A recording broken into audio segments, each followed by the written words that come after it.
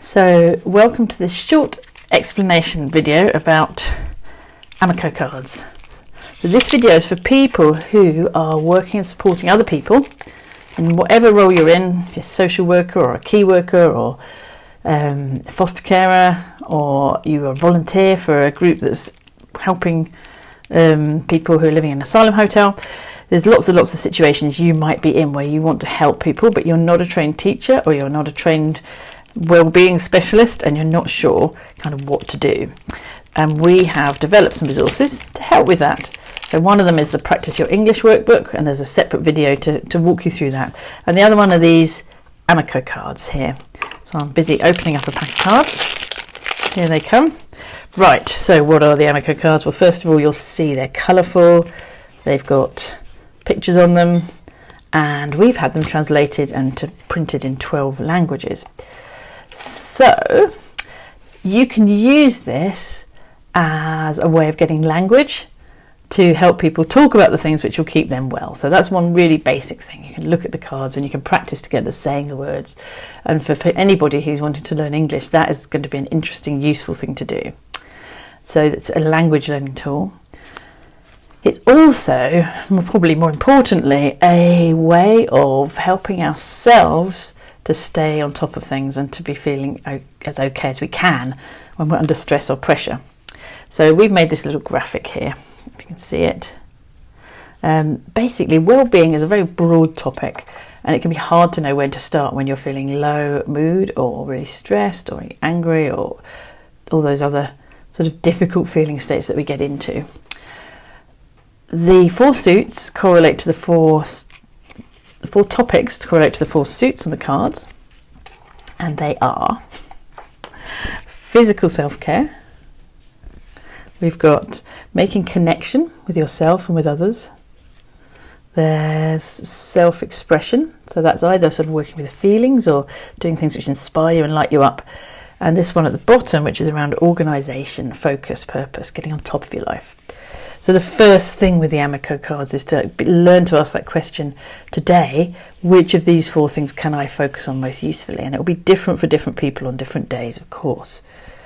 Some days it might be I need to tidy my room, or get on with that thing I've been avoiding, or make a plan.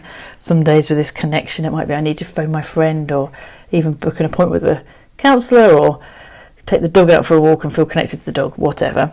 Up here with the self-care, it might be, I need to go to the gym regularly, or just get out in nature, or get better sleep, or eat something. There's lots of things. And over this one, connection, here, I think connection I've done already. So expression, yes, expression could well be that I've just got to put on some music and have a bit of a dance around the room, or watch something that inspires me, or and with connection, it's about knowing who it is that will kind of meet me so I don't feel alone. Now with these cards and each of these topics, there are 13 suggestions of things you could try. They're all evidence-based, highly researched. They were developed by my friend Katie, who had a years-long struggle with diagnosed mental health conditions and was really fed up with it, and in the end just did a lot of reading, and from the reading found it was all the small things you do and the small perspectives you take which make a difference, rather than one big thing which shifts it along. So to help her remember, because she quickly worked out that when you're feeling not great, it's the time you're going to forget to do the things that are going to help you, she made a whole load of little cards with pictures on for herself, and once she was better, she has changed those into the Amiko cards to share them on with other people.